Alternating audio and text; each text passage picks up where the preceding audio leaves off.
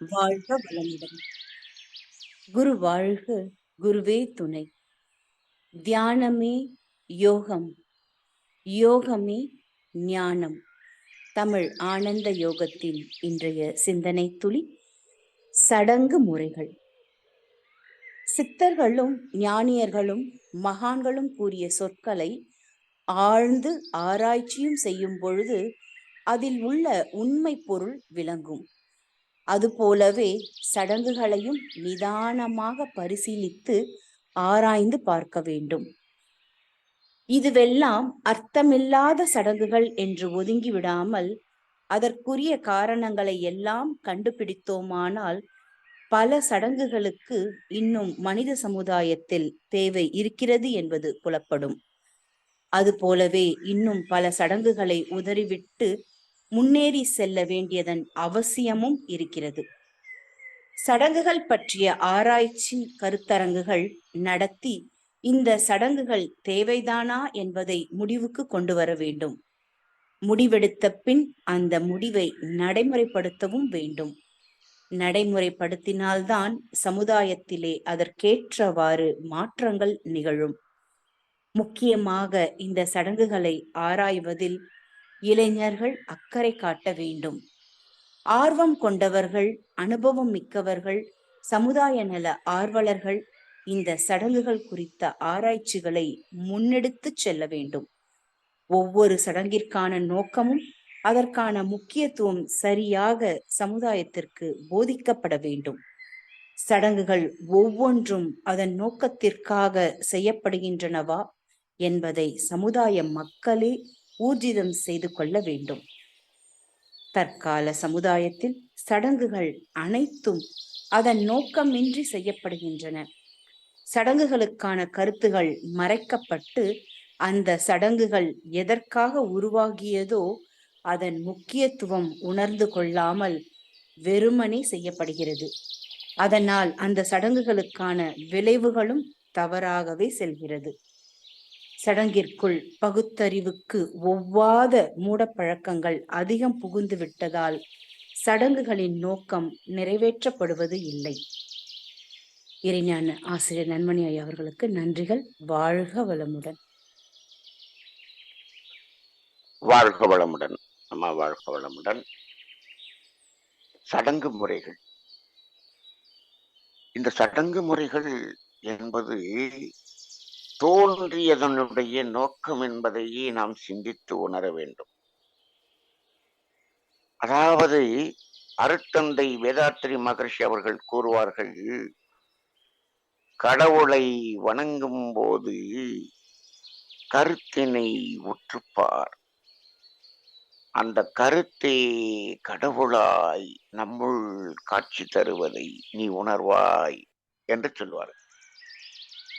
அப்ப அங்கு கடவுள் என்பதில் கூட கருத்து என்பதுதான் கடவுளாகவே இருக்கிறது. ஆனால் அதை புரிந்து கொள்ளாத ஒரு நிலையில் இருந்த சமுதாயத்துக்கு அதை உணர்த்துவதற்காக வந்ததுதான் சிலை வழிபாடு. அந்த சிலை வழிபாடு என்று வந்த பிறகு அங்கு இறை உணர்வு பெற்ற மனிதன் அறநெறியில் வாழ வேண்டும் அல்லவா? இறை உணர்வு பெறுவது என்பதே அறநெறியில் வாழ்வதற்காகத்தானே.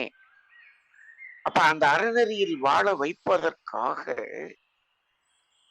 நமது முன்னோர்கள் அந்த அறநெறியின் பகுதியை உள்ளடக்கி கொடுத்ததுதான் இந்த சடங்கு முறைகள். நேரடியாக அந்த அறநெறியை உணரச் செய்து அதை செயல் மாற்றம் செயலுக்கு கொண்டு வருவதற்கு முடியாத காலகட்டத்தில் அதனோடு இணைத்து அந்த சடங்கு முறைகளையும் செய்து வந்தார்கள். அப்பொழுது நமது மக்கள் அதை நம்பிக்கை என்ற அடிப்படையிலே தொடர்ந்து செய்து வந்ததுதான் இந்த சடங்கு முறைகள் அனைத்தும். அந்த ஒவ்வொரு சடங்குக்கு உள்ளாகவும் அறம் சார்ந்த ஒரு கருத்து பொதிந்து பொதிந்து இருந்து கொண்டுதான் இருக்கிறது. ஆனால் நாளடைவில் என்ன ஆகிவிட்டது என்று சொன்னால், அந்த சடங்குகளை மட்டுமே செய்து கொண்டிருந்த மனிதன், அதற்குள்ளாக இருக்கக்கூடிய அந்த அறம் என்ற கருத்தை மக்களுக்கு சொல்ல மறந்து விட்டான். அது காலத்தின் அடிப்படையிலே இப்பொழுது கருத்து இல்லாத சடங்காக மாறிவிட்டது. இன்னும் சொல்லப் போனால், அந்த கருத்து இல்லாத சடங்குகள் பெருக பெருக பெருக, இந்த சடங்குகள் எதற்காக என்று கேட்கும்போது, இந்த சடங்குகளை எல்லாம் வைத்து மனிதனை பயமுறுத்தி, இதை நீ செய்யவில்லை என்று சொன்னால் உனக்கு இப்படி ஆகிவிடும் என்று இதை ஒரு வியாபாரமாக மாற்றிவிட்ட சமுதாயம். இப்பொழுதெல்லாம் இந்த சடங்குகள் எதற்கு செய்யப்படுகிறது என்று சொன்னால், இரண்டே காரணங்களுக்காக செய்யப்பட்டு கொண்டிருக்கக்கூடிய ஒரு அவல நிலையை பார்க்கிறோம்.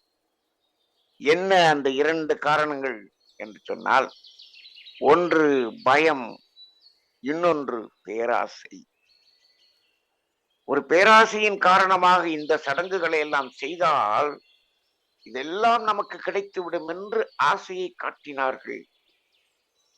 உடனே அந்த சடங்கு முறைகளை இவர்கள் செய்ய ஆரம்பித்தார்கள். ஆனால் அதை சடங்குகளை செய்து வைத்தவர்களுக்குத்தான் பணம் சேர்ந்ததை தவிர, இவர்கள் அதில் கால விரயமும் பண விரயமும் செய்து கொண்டு இருக்கக்கூடிய ஒரு நிலையைத்தான் பார்க்கிறோம். இன்னொன்று பயம். இதை செய்யவில்லை என்று சொன்னால் நமக்கு இப்படி ஆகிவிடும். யாருக்காவது ஏதாவது ஒரு செயல் விளைவின் காரணமாக ஒரு துன்ப விளைவுகள் அடிக்கடி வந்து கொண்டிருக்கும் பொழுது, இந்த வியாபார தன்மையில் இருப்பவர்கள் இந்த சடங்குகளை செய்துவிட்டால் உங்களுக்கு அந்த துன்ப விளைவுகள் வராது அப்படின்னு அதை ஒரு பயத்தை காட்டி அதையும் செய்து அதிலும் பொருள் சேர்க்கக்கூடிய ஒரு நிலை வந்துவிட்டது. இந்த சடங்கு முறைகள் இப்படி வளர்ந்து விட்ட ஒரு சமுதாயத்தின் நிலையை பார்த்த மகரிஷி அவர்கள் மதமும் சடங்குகளும் என்ற ஒரு தலைப்பின் கீழே இந்த ஒவ்வொரு சடங்குகளுக்குள்ளாகவும் இருக்கக்கூடிய கருத்துக்கள் என்ன என்று ஆராய்ச்சி செய்தார். ஆராய்ச்சி செய்து சில சடங்கு முறைகள் இப்பொழுது இருக்கக்கூடிய காலத்திற்கும் இப்பொழுது இருக்கக்கூடிய சூழ்நிலைக்கும் அது பொருந்தாது என்றால் அந்த சடங்குகளையே அகற்றிவிடுங்கள் என்று சொன்னார். எந்த ஒரு சடங்குகளாக இருந்தாலும் அது இடம் பொருள் ஏவல் என்று சொல்லக்கூடிய அந்த இடத்துக்கு, அந்த சூழ்நிலைக்கு, அந்த தட்பவெப்பத்துக்கு பொருந்தக்கூடியதாக இருந்தால் அதை செய்து கொள்ளுங்கள், இல்லை என்றால் அதை தவிர்த்து விடுங்கள் என்று சொன்னார். மகர்ஷியினுடைய அந்த வேதாத்திரியம் என்பதில் கூட நாம் பார்க்கலாம். தேர் திருவிழா தவிர்த்தல் என்று தைரியமாக எழுதியிருப்பார்கள். சிறுவர்கட்கே விளையாட்டு, இதெல்லாம் ரொம்ப ரொம்ப ரொம்ப சிந்திக்க வேண்டிய ஒன்று. தேர் திருவிழா தவிர்த்தல், அது வெறும் சடங்காக இன்று திருவிழாக்களும் தேர் ஓட்டமும் நடந்து கொண்டிருக்கிறது. எதற்காக என்று கேட்டால் யாருக்கும் தெரியாது. இன்றைக்கு இருக்கக்கூடிய ஒரு சூழ்நிலையிலே, சமுதாய அமைப்பிலே இந்த திருவிழாக்கள் தேவையற்றதாக மாறிவிட்டது.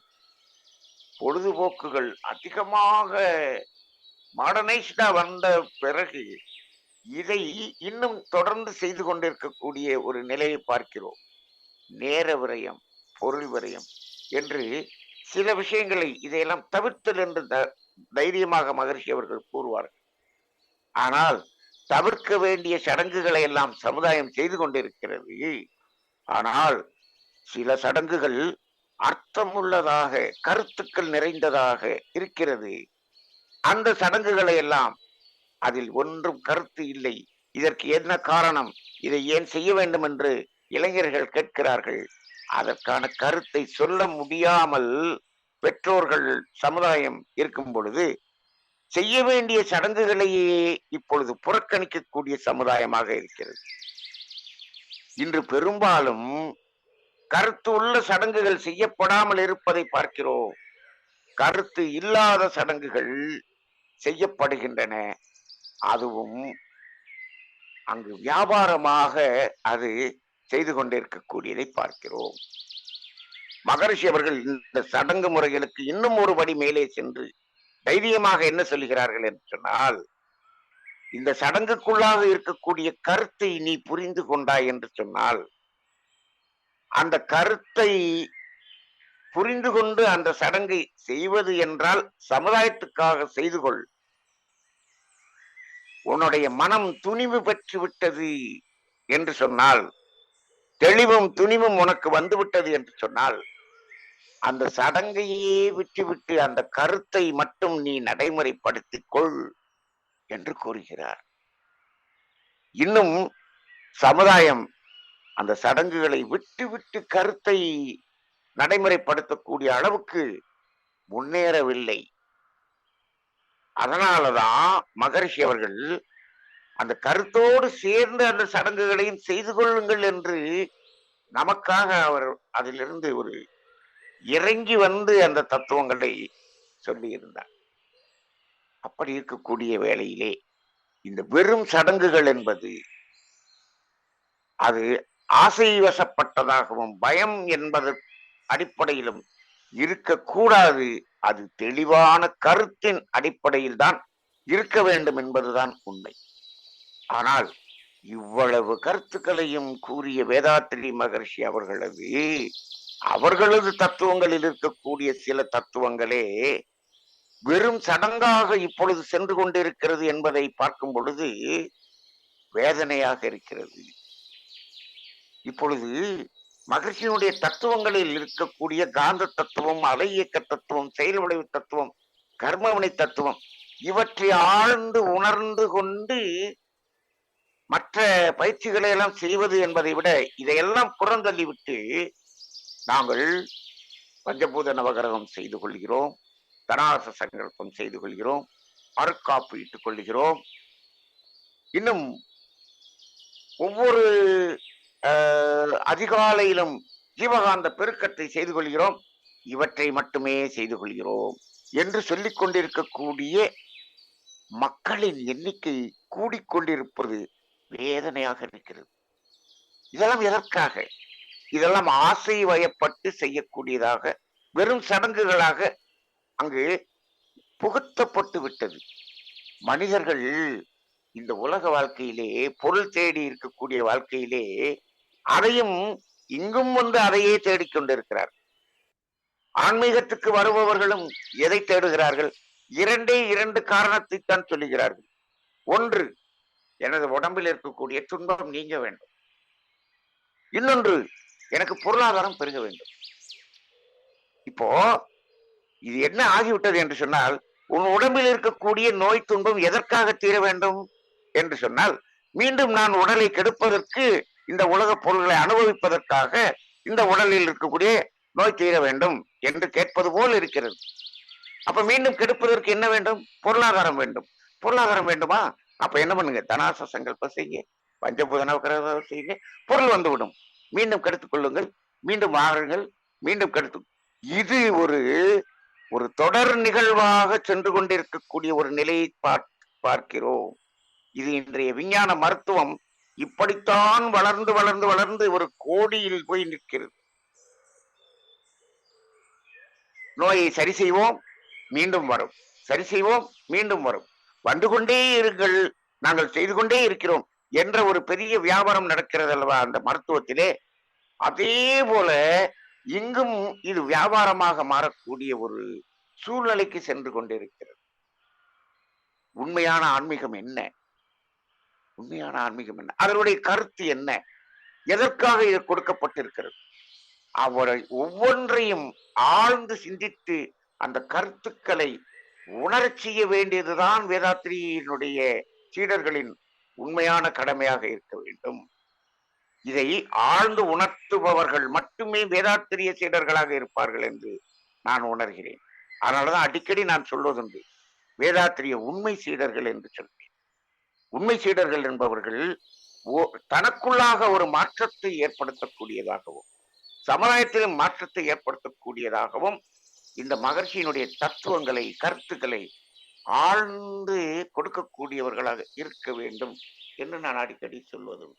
அந்த அடிப்படையிலே நாம் இந்த தமிழ் ஆனந்த யோகம், இந்த சிந்தனைகளை ஆழ்ந்து நாம் கொடுத்து கொண்டிருக்கிறோம். இதை நடைமுறையாகட்டும், சமுதாயத்தில் ஒரு பெரிய மாற்றத்தை ஏற்படுத்தட்டும், சமுதாயத்தில் ஒரு விழிப்பு நிலை ஏற்படுத்தப்படட்டும். இந்த சடங்கு முறைகள் அனைத்தும் அது இந்த தத்துவத்தின் அடிப்படையில், இயற்கை நீதியின் அடிப்படையில் செயலுக்கு வருவதாக அமையட்டும் என்று வாழ்த்துகிறோம். வாழ்க வளம்.